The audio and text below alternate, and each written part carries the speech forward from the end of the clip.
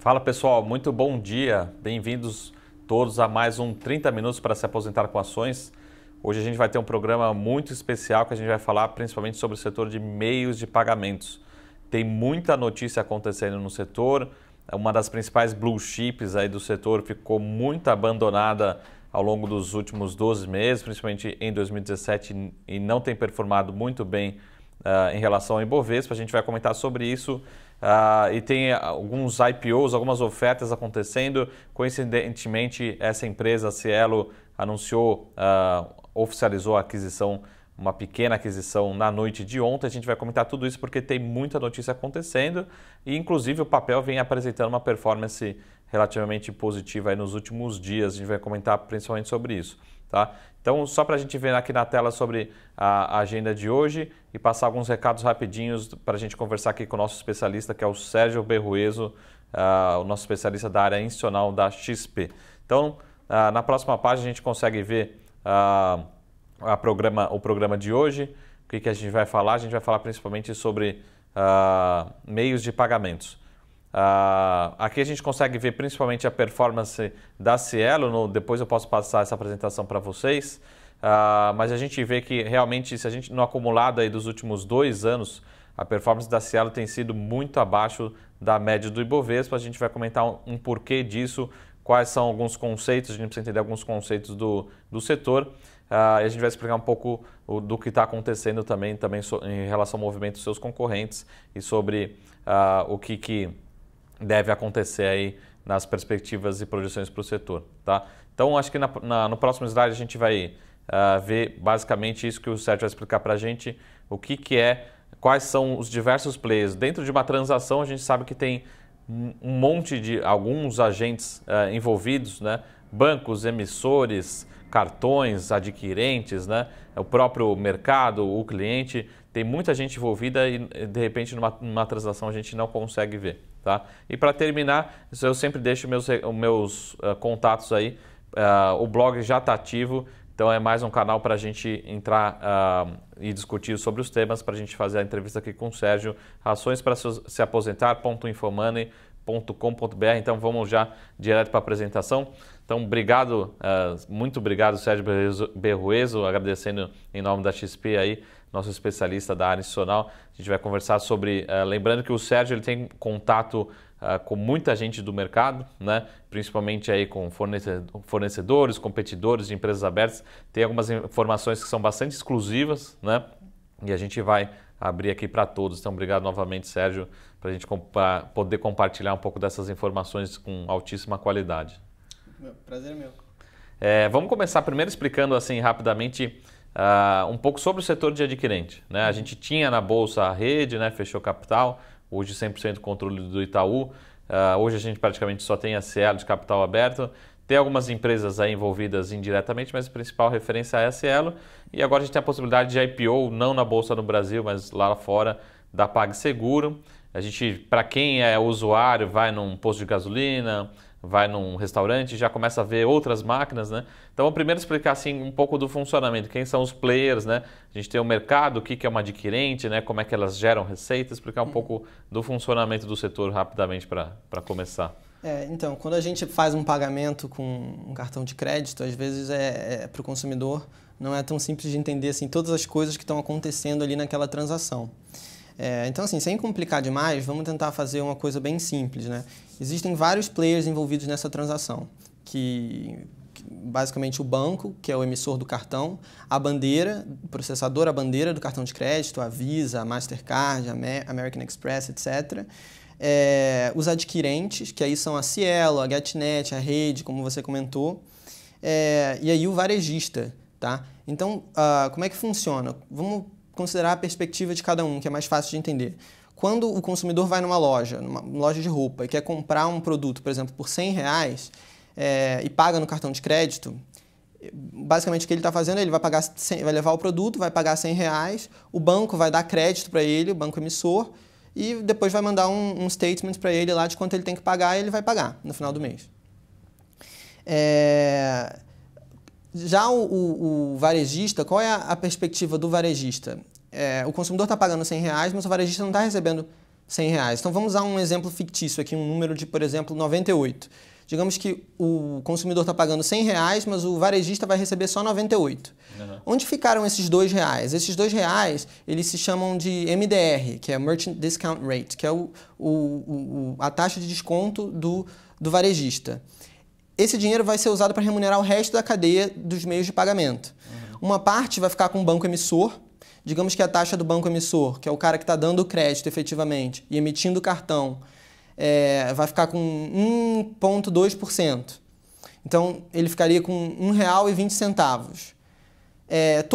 O que a bandeira do cartão de crédito faz? A bandeira, ela basicamente é uma rede de TI que conecta vários bancos. Então, o banco que quer participar, ela vai para a Visa, para a Master e fala, quero entrar na sua rede. Eles fazem uma diligência, veem se está tudo certo com o banco, deixa o banco entrar na rede. E aí, toda a transação que acontece com a bandeira deles, eles recebem uma taxa pequena que se chama de assessment. Digamos que nesse exemplo seja 0,1%. Então, o consumidor está pagando 100, o varejista está recebendo 98, o emissor está recebendo 1,20 desses R$2 que o varejista está deixando na mesa, digamos assim, e a bandeira do cartão de crédito está recebendo 10 centavos. Então, onde estão os outros 70 centavos? Os outros 70 centavos estão no adquirente, que é o cara que conecta o varejista com esse sistema de meios de pagamento e oferece para o varejista aquela maquininha que todo mundo conhece, que se chama POS, que é aquela maquininha onde você passa o cartão de débito e de crédito. Então, assim, uma das receitas é isso, que a empresa tem. A outra receita é no próprio aluguel de POS. A gente até vai falar da PagSeguro um pouco, que tem lançou um modelo um pouco diferente, que hoje vários players já copiaram. Mas, assim, uma outra fonte de receita é essa, é o aluguel da maquininha. Quando o varejista tem a máquina da Cielo, ele está pagando um aluguel por aquela máquina. A máquina não é dele, é da Cielo. E essa receita de aluguel de POS também entra para a Cielo. Essas são as principais fontes de receita da Cielo, das chamadas adquirentes, né? Então, MDR, né, que é o desconto, ou seja, o varejista vende por 100 e nunca recebe 100, né? Sempre recebe um desconto, né, uma diferença, e esses R$2 fica no caminho, fica com os outros players, uma parte desses R$2 vai para o adquirente, vai para a Cielo, né? E também essa parte aí de aluguel ou venda de maquininhas, né? Essas são as principais fontes de receita. E aqui é interessante também, depois a gente vai falar um pouco sobre a questão regulatória, mas para quem vai até inclusive é uma lição de casa que a gente recomenda para todo mundo fazer, vai no varejo, né? Vai numa loja, vai num restaurante e vê quais máquinas que tem lá, né? Quem são os seus concorrentes, se tem uma máquina nova que você não via há 2 anos atrás, né? E isso mudou muito de 3 anos para cá, acelerou esse processo de entrada de novos competidores, né? Então, basicamente assim, tem muitos envolvidos, né? Cada um faz um pedacinho da transação, apesar de a transação hoje ser cada vez mais instantânea, né? Automática, muito rápida essa transação. E lembrando também que a Cielo, como as adquirentes, elas não são bancos, né? O mercado às vezes confunde, elas não são operações bancárias, né? Elas são operações aí realmente de adquirentes fazer essa intermediação, né? Então, muita gente pergunta para a gente, né? A Cielo não corre o risco do crédito, da operação de crédito, se o cliente pagar ou não, aí já é um risco do emissor. Por isso que geralmente ele é remunerado até mais, né? Então é muito mais o emissor, que geralmente são os bancos, né? Os emissores, e não a Cielo, a rede ou os outros concorrentes. Exatamente. Né? Mas vamos falar agora então rapidamente sobre a questão de regulação, né? E acho que muita coisa mudou, na verdade desde o IPO, não sei se para quem recorda, né? A Cielo, quando fez a IPO, chamava-se VisaNet, né? A gente tinha a Redecard, enfim, muita coisa mudou, até os nomes mudaram das empresas. E naquele momento era muito associado a VisaNet com a bandeira Visa aqui no Brasil, a Redecard com as outras bandeiras, muito relacionado a outras bandeiras associadas ao Itaú. E hoje a gente já tem, né, todas as maquininhas transacionando todas as bandeiras, hein? Vamos falar um pouco sobre o que mudou a regulação atual, né? O que estimulou também a entrada de novos concorrentes, né? E como é que se tem alguma questão que preocupa aí o setor no médio e longo prazo, né? O que mais deve vir em termos de regulatórios? Em termos de regulatórios, teve uma coisa recente, que foi a adoção do modelo VAN, né? Que é basicamente assim, você tem algumas empresas que, por elas pertencerem a alguns bancos, algumas bandeiras de cartão, porque elas pertencem a alguns bancos, elas estavam deixando só as máquinas que são ligadas ao banco delas operar aquela bandeira. Por exemplo, a Elo e a American Express. Então, a American Express no Brasil, por exemplo, é 100% do Bradesco. E só as máquinas que eram ligadas a Cielo poderiam operar esses cartões. Bom, esse modelo já acabou e isso tem uma dinâmica boa para o setor, porque estimula a competição, mas para as pessoas que... Enfim, ainda tem uma certa transição para ser feita, mas vai ser feito o modelo todo, um pouco, deve demorar muito, e com essa transição, todas as máquinas aceitam todos os cartões, e isso estimulou bastante a competição, que depois a gente vai falar do cenário competitivo, e, enfim, a tendência é que a margem fique mais apertada para essas empresas do setor de adquirência. Mas uma outra coisa que causou muito barulho, muito burburinho aí recentemente, mais ou menos um ano atrás, foi a questão da mudança do settlement, né? Que foi que alguém, uma autoridade do governo, acabou falando que estavam estudando fazer uma alteração do settlement de D+30 para D+2. Então, assim, quando o varejista ele vende o produto em crédito, né, tem um tempo que ele demora para ele receber, né? O cartão de crédito dá um dia útil, o débito é um dia útil, e o crédito são 30 dias úteis para ele receber aquele pagamento. Teoricamente, o varejo vender hoje num cartão de crédito, por mais que seja à vista, né? Seja em um pagamento, isso. O varejista vai receber só daqui 30 dias de fato esse dinheiro, né? Exatamente. E se for parcelado, daqui a 30 dias a primeira parcela e depois 30 dias depois, a cada 30 dias as outras parcelas, né? Então, só que é uma questão interessante porque várias dessas empresas novas que entraram no setor têm uma parte relevante da receita delas associada à antecipação de recebíveis. Quer dizer, o que é isso? Por exemplo, a PagSeguro faz isso. Se você quer receber em 14 dias, você paga um MDR mais alto e a PagSeguro te dá esse dinheiro em 14 dias em vez dela te dar em 30 dias. Isso é interessante porque, assim, uma pesquisa recente do Sebrae mostra que as pessoas têm... os varejistas são pouco sensíveis em geral, ao MDR que eles pagam. Eles não olham a taxa e não têm tanta sensibilidade assim, mas eles são bem sensíveis ao prazo de pagamento. Então, muitas vezes, eles preferem pagar uma taxa relativamente maior para receber em 14 dias do que esperar para receber em 30 dias e pagar um MDR mais baixo. Então, muitas dessas empresas, por exemplo, a PagSeguro, que a gente vai falar dela provavelmente mais tarde, tem cerca de 114% o valor que ela recebe de receita de antecipação de recebíveis é cerca de 114% do resultado dela antes dos impostos. Então, você vê que é muito relevante, né? Para a Cielo, esse número é muito menor. Então, as empresas pequenas, o telespectador provavelmente já deve ter lido alguma coisa do Nubank na época.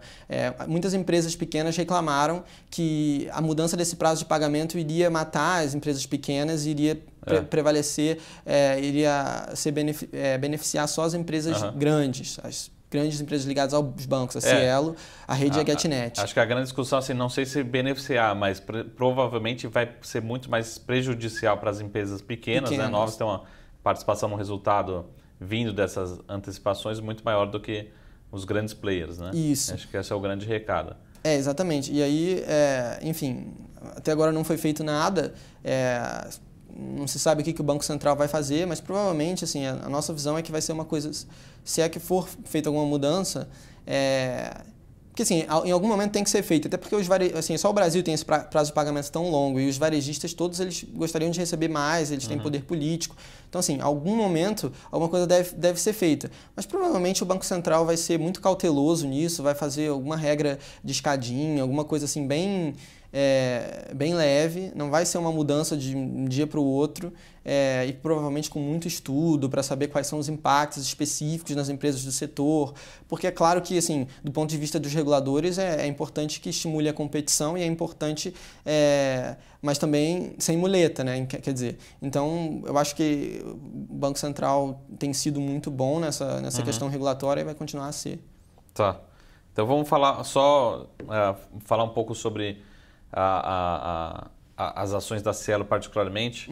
A gente viu nos últimos 12 meses aí, ou até um período um pouco maior, que a gente chama underperformando, ou seja, tendo uma performance abaixo do Ibovespa, né?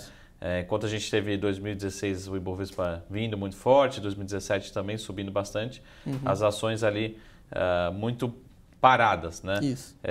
Qual que foi a reação do mercado? Qual que é a preocupação? O que o mercado não tem gostado de Cielo aí para as ações não terem reagido? Quais são as preocupações para a Cielo olhando para o passado, né? Por que a ação não tem tido essa performance? Como ela vinha apresentando, né? No histórico dela, é um histórico muito bom e é uma empresa boa, né? Uma empresa muito rentável, que distribui muito bons dividendos, enfim, é uma empresa líder de mercado. Isso. Agora, por que a ação não sobe, né? Então, isso é interessante, né? É bom falar é bom enfatizar que, assim, não é nenhum problema da Cielo, da gestão da Cielo.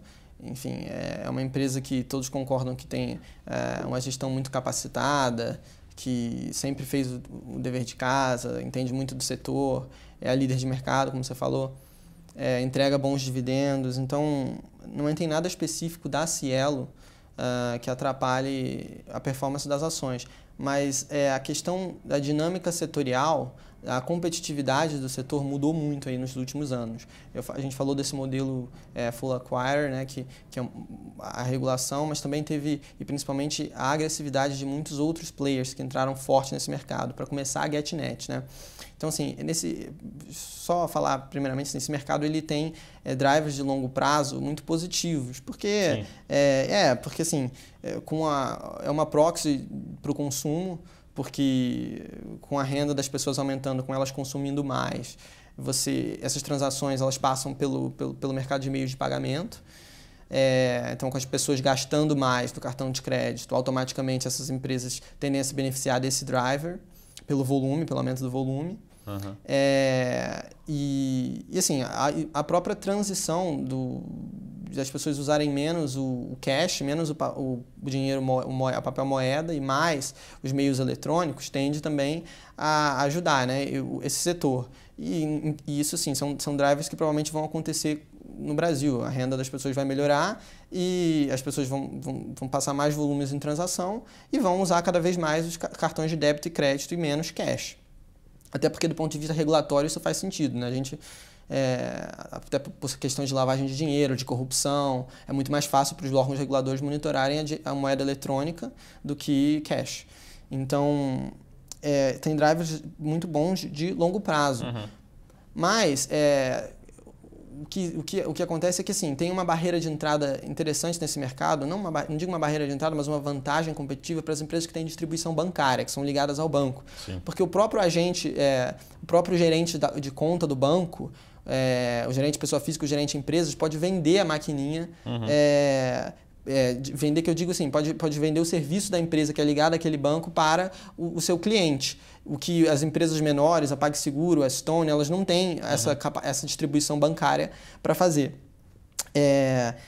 Só que então, assim, primeiramente a GetNet, que era muito pequena no mercado, ela tinha um Santander por trás dela que tem uma certa participação relevante no mercado brasileiro bancário. Mas o fair share dela estava muito longe. Então, assim, o Santander fez um excelente trabalho, muito agressivo e muito interessante de marketing e de força de vendas, que ganhou muito share nesse mercado, principalmente em cima da rede. E usou fechou um pouco esse gap, né? O share do Santander contra o share da GetNet era muito menor da GetNet no mercado de adquirência do que do Santander no mercado bancário. E fechou um pouco esse gap. Por outro lado, outras empresas, por exemplo, o Safra, pelo Safra Pay, está sendo muito agressivo, contratou vários executivos agora de ex-Santander, pagando bem a esses executivos, às vezes 3 vezes o que eles ganhavam antes. Então, assim, todas as empresas, e aí tem a Stone, por exemplo, com um modelo low cost muito interessante, parecido com a Ambev, assim, que contrata muita gente jovem, com uma força de vendas agressiva, com uma remuneração fixa baixa e uma remuneração variável mais alta dependendo da performance, dando sociedade para as pessoas que performam bem. Então, assim, todas as empresas entrando muito forte, a PagSeguro achando o nicho que ela achou no mercado de microempreendedores. Todas essas empresas entraram muito forte, ganharam share das empresas e baixaram o MDR geral. Então, só para te dar um exemplo, há pouco tempo a gente fez um estudo muito detalhado por causa da oferta de ações da BR Distribuidora, então a gente falou com vários donos de postos de gasolina. E uma coisa que vários deles comentaram que foi positivo para o negócio deles nos últimos anos foi o MDR que baixou muito. Reduziu o custo do distribuidor de gasolina. Exatamente, porque assim, esse business ele tem uma margem pequena, porque o que ele vende da gasolina na ponta versus o que ele compra da distribuidora deixa uma margem de alguns centavos para ele. A margem dele pode ser alguns percentuais, né? 2%, 3%, dependendo da operação, muito baixa. Exatamente. Né? E aí, 1 centavo que seja que ele reduz do MDR faz bastante diferença na margem dele. E foi uma coisa que me impressionou que todos eles falaram, nossa, melhorou muito essa situação. Então, assim, isso é bom para eles, para o varejista, que reduz o custo de MDR, mas essas empresas e até a Cielo têm o yield mais baixo. Sim. Porque a rentabilidade dela cai à medida que o MDR é pressionado com toda essa competição. Então, é isso que aconteceu basicamente com o setor com as ações da Cielo e com esse setor, que a dinâmica competitiva piorou muito, a rentabilidade dessas empresas tem caído. E também é um setor que tem uma exposição grande à inovação, à disrupção tecnológica, né? Se você pensar, por exemplo, hoje na China, todo mundo usa aquele WeChat para pagar. Então, o cara manda, como se fosse o nosso WhatsApp, ele manda o dinheiro diretamente para o varejista. E assim, isso tira essa barreira do adquirente. Acho que o grande recado assim, que o futuro dos meios de pagamento com certeza passam por essas empresas, né? Exato. Seja por um adquirente, emissor, enfim, a gente não sabe qual que vai ser o modelo daqui a 20, 30 anos, mas com certeza o meio de pagamentos vai ser um meio de pagamentos eletrônico, né? Exato. E só para terminar, assim, primeiro, antes de falar de PagSeguro, e é uma opinião um pouco minha, depois eu queria escutar você, sobre o movimento de ontem, né, da Cielo anunciando a aquisição da Stelo. E acho que, na minha opinião, é muito mais assim para mostrar para o mercado que a Cielo não está parada, né? Reforçando, a Cielo é uma empresa muito grande e ela está acompanhando o movimento dos concorrentes e ela está anunciando para o mercado que ela vai começar a atuar mais fortemente, talvez, esse mercado aí de maquininhas, né? Enfim, começar a penetrar e incomodar mais a concorrência. Acho que essa foi a sinalização, leitura do anúncio de ontem, né? Exatamente. Então, a Stelo ainda é cedo para saber exatamente qual vai ser a agressividade da Stelo, né? Porque esse projeto dela de vender POS é um startup, na verdade, né? Mas assim, provavelmente vai pressionar o MDR contra a PagSeguro, vai ser agressivo. Porque a PagSeguro achou um nicho muito bom, que é esse de micro, pequenos empreendedores. Se o telespectador olhar no dia a dia dele, com taxista e coisas, microempreendedores em geral. Autônomos, autônomos. Um taxista, você vê que a PagSeguro tem quase um monopólio, né? Todo mundo usa as máquinas da PagSeguro, a minizinha, que é aquela que usa o celular, que custa R$ 9,90 em 12 parcelas. Então, assim, todo esse movimento da Cielo mostra que eles viram esse nicho que a PagSeguro entrou e que eles vão entrar nesse nicho também, vão concorrer com a PagSeguro lá. E é uma boa sinalização de que a empresa não está dormindo. Sim. Mas, por outro lado, mostra que, assim, por um lado, a PagSeguro provavelmente vai usar um pouco do dinheiro que ela ganhar no IPO para entrar nos segmentos mais altos e concorrer diretamente com a Cielo. Ela tem aquela moderninha Pro, que é a máquina maior deles, que compete com a Cielo diretamente. Provavelmente vai expandir ali, tentando competir mais com a Cielo nos segmentos acima. E a Cielo com a Stelo provavelmente entrando no segmento de microempreendedores, de ticket mais baixo, justamente para atacar a PagSeguro lá. Então, assim, é uma dinâmica competitiva bastante acirrada nesse setor. É difícil de saber o que vai acontecer, mas é uma briga de cachorro. Legal. Bom, vamos só para terminar, vamos reforçar, passar o recado da PagSeguro. Tá. Para a gente terminar, que o que a gente tem de informação até agora? Semana que vem sai a precificação. o IPO acontece, né? O IPO provavelmente vai ser um sucesso lá fora. O que a gente tem de informações até agora que a gente pode divulgar? Lembrando que é um IPO acontecendo lá fora, então só para investidores de Nova York, né? A gente não vai conseguir participar aqui no Brasil, mas ao mesmo tempo a gente pode comentar mais detalhes aí sobre a empresa e sobre esse processo de abertura de capital. Claro, então, a PagSeguro é uma empresa que teve fez uma inovação muito grande no setor, né? Ela foi a primeira que olhou para essa questão do aluguel de POS e em vez de fazer um modelo, como todo mundo vinha fazendo, de alugar o POS, ele resolveu vender. Isso é muito interessante, porque tem uma pesquisa da Sebrae recente que fala que cerca de 55% dos varejistas microempreendedores responderam que consideram relevante o fato de escolher um POS que não paga aluguel. Então, eles acham isso relevante. Então, o que a PagSeguro fez? Vendeu, você pode pagar em parcelas e, ao mesmo tempo, assim, como que você paga isso? Ou você paga à vista ou você paga no cartão, parcelado, pela máquina pelo POS que ela te vende. Isso também isola o risco de crédito, porque a Cielo já teve alguns problemas com isso, por exemplo. Se se o varejista está indo mal, um varejista menor, e ele não consegue honrar, ele pode não pagar o aluguel. Então você tem um risco de crédito nesse recebimento do aluguel de POS. Enquanto que se você vender para ele e ele pagar em cartão parcelado 12 vezes, esse risco fica com o banco. Se ele não pagar, o banco vai pagar a PagSeguro. Quem vai tomar o calote é o banco.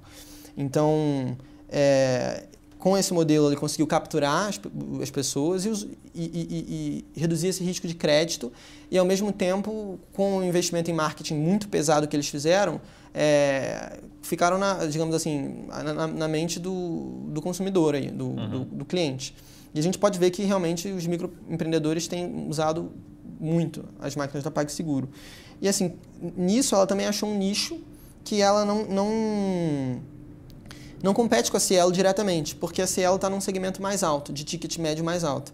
E aí ela tem um MDR significativamente mais alto do que o da Cielo. Então ela tem ticket mais baixo, mas ela cobra um valor, um percentual mais alto do que a Cielo cobra. Tá. As transações são menores, mas com um percentual mais alto de desconto. E ganha uma grande parte da receita dele de antecipação de recebíveis.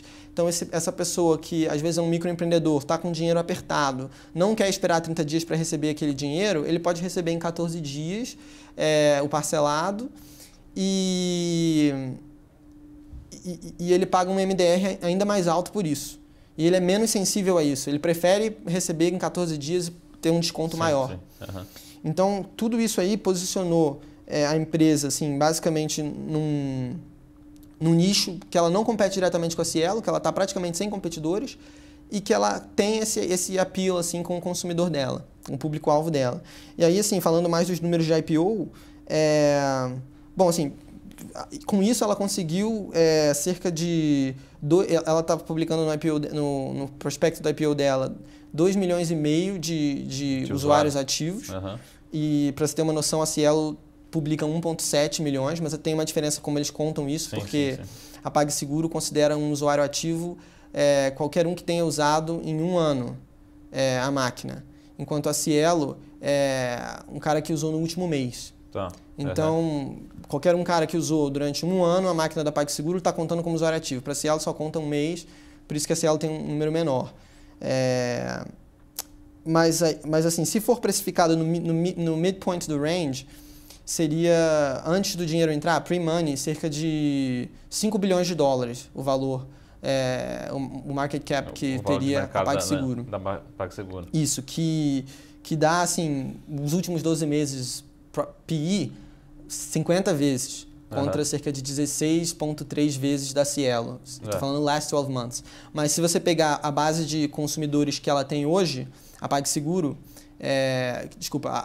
a última que ela publicou, e anualizar isso, aí dá mais ou menos uns 20 vezes earnings. Então, 50 vezes nos últimos 12 meses, mas com a base de consumidores e estrutura de despesas mais recente, anualizada, uns mais 20 vezes. Ainda é um pouco mais caro que a Cielo no múltiplo. Pode ter duas leituras, né, desse IPO, né? Ou mostrar para que está entrando um concorrente que vai estar capitalizado, que vai estar com dinheiro no caixa, né? Preocupa a Cielo.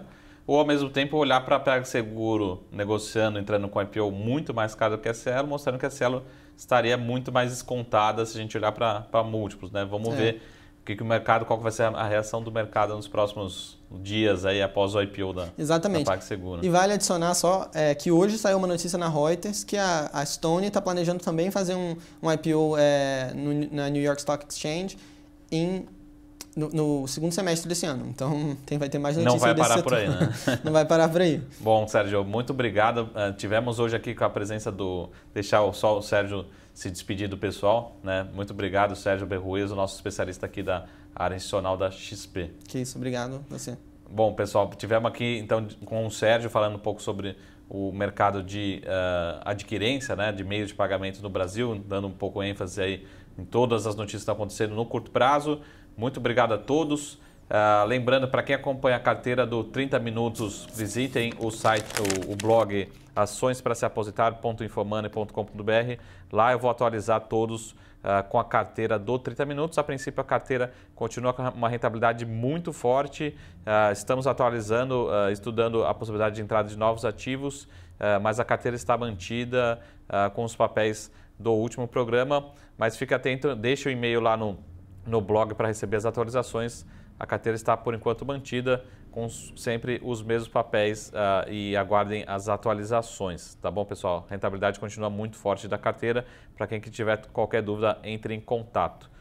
De novo, muito obrigado a todos. Bom dia. Entre em contato sobre dúvidas, sugestões de ativos, análises e recomendações.